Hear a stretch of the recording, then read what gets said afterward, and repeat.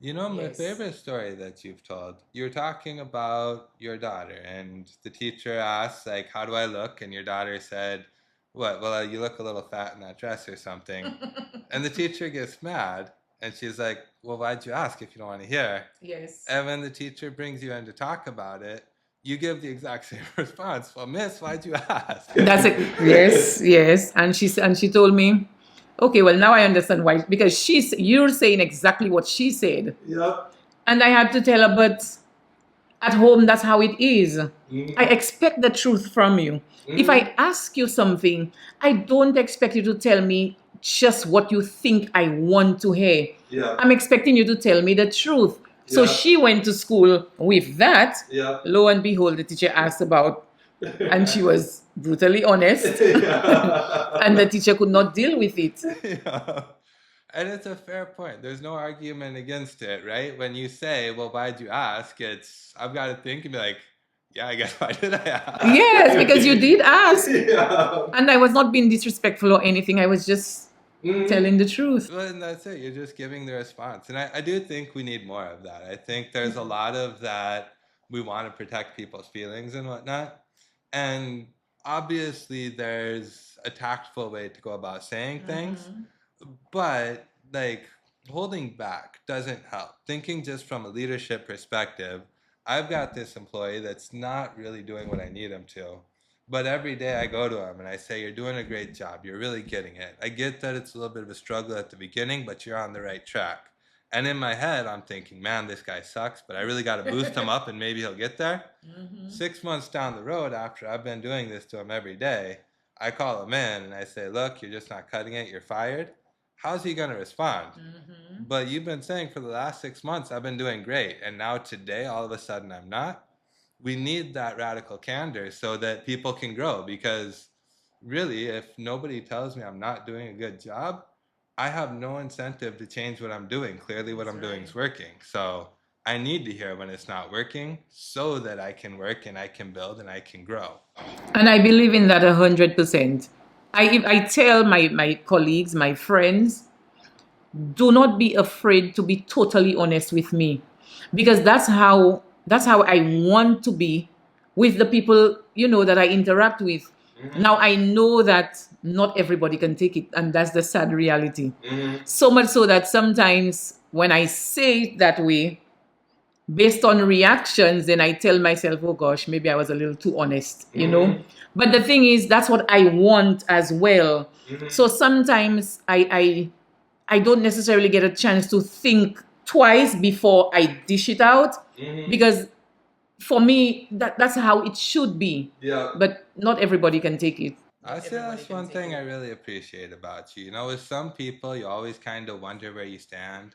They say they like me, they say they want to be friends, whatever it is, but what are they saying when I'm not there? With you, you say it all up front, so there is no wondering. Like whatever you say to me, I know you're not saying anything different when I'm not around. Now, a principal told me that one Mm-hmm. time.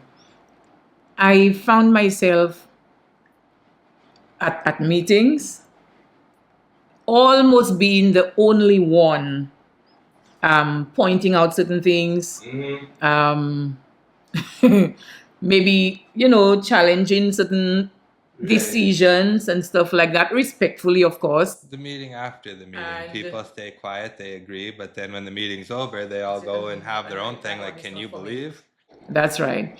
So the principal and myself, we had found ourselves butting heads quite a few times. Mm-hmm. But then during appraisal, surprisingly, she told me she really appreciated that.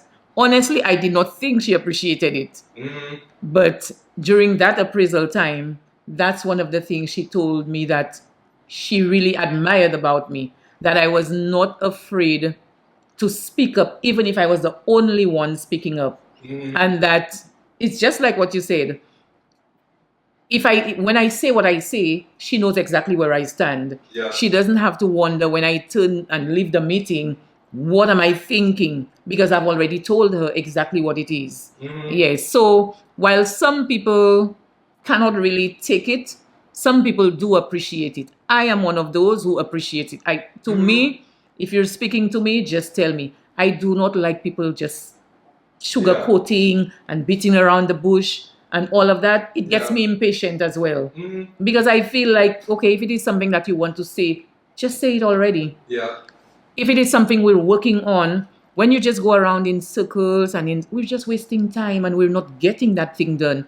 When you tell me something that I may not necessarily like, you're not attacking me personally. Mhm. You're probably just challenging a decision that maybe I've taken or something. So I step out of that. My Mhm. personal self is not involved in that part. So you're not beating me down in any way. Yeah. But I guess not all of us look at it that way. And I'd say that's the quality of a good leader, right? It's comfortable to bury our head in the sand and pretend everything's good. At my meetings, nobody ever challenges my ideas or thoughts. Everybody agrees with me. As far as I can see, everybody's getting along. But beneath the surface, there's all of this tension that I'm not hearing about. That's not going to do me any good because at some point that tension's going to come to a boil. Either I'm going to have a revolving door of employees, people are constantly quitting, and I have no idea why because I don't let people share the bad stuff with me, or there's some sort of revolt or big blow up where I thought I had this perfect harmony, but really it's just the way I was interacting with people made them uncomfortable sharing with me. So we've got to, like, it's not always comfortable to hear. If I'm doing a bad job as a leader, it's not comfortable for me to hear that from my employees. I'm the boss, you're supposed to respect me, whatever, whatever. But at the end of the day, I need to hear that because if what I'm doing isn't working for my team, I need to make changes. I'm responsible to create a good working environment for my team. And so I need to adapt to them. They don't need to adapt to me. Now, you said a very key thing there.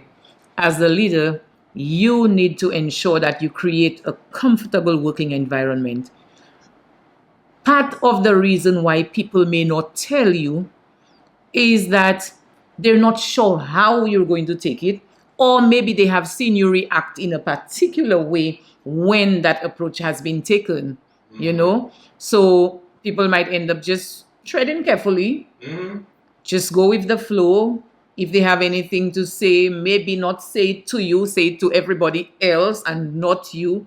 If I believe if you show people that it's okay to say it to me. We're not disrespecting each other here.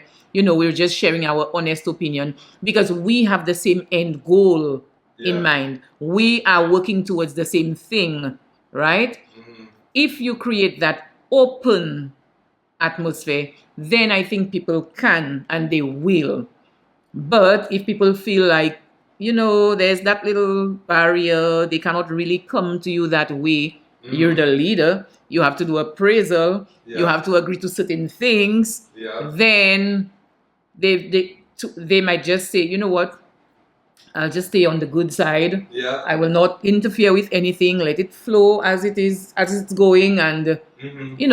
I'll stay in the good books. Yep. Yeah. No, I remember Ford Motor Company during sort of the 2008 housing crisis. The auto industry kind of crashed with the rest of the US economy, and Ford was one of the countries that was going bankrupt. But they were struggling even before that hit. So they got it worse than most of the auto companies because they started in a bad position.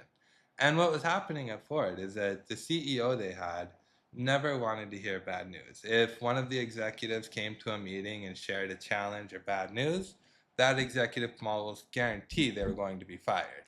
And so the executives would never bring bad news. As far as the CEO was concerned, everything was going well because nobody trusted to bring bad news to him. And so eventually the board fires that guy. They bring in the new guy. And the new guy, he really wants to hear the problems. Like, okay, I've been brought in to turn things around. You don't bring someone in to turn things around unless they aren't going well. So clearly we have problems.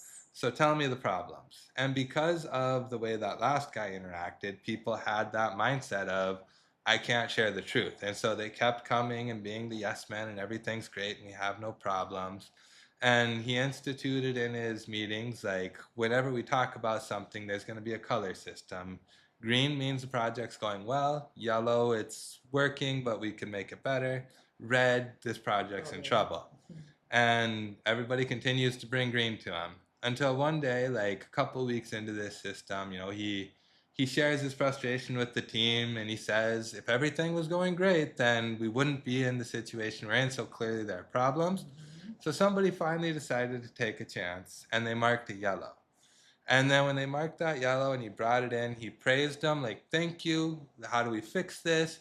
He made sure he went out, he got all the resources they needed to fix their yellow. Okay. And when he went and responded in that way, everybody else saw what he was doing. Slowly, people started coming with more yellows, they started coming with reds, and he finally got to the point where he could get the information he needed. Right. And by getting that information, they were able to problem solve together, they were able to fix the problems, and they were able to turn around the company. But just like you said, if you create that environment of it's not safe to share problems, nobody's going to share problems. Doesn't mean they aren't there. It just means you don't know about them.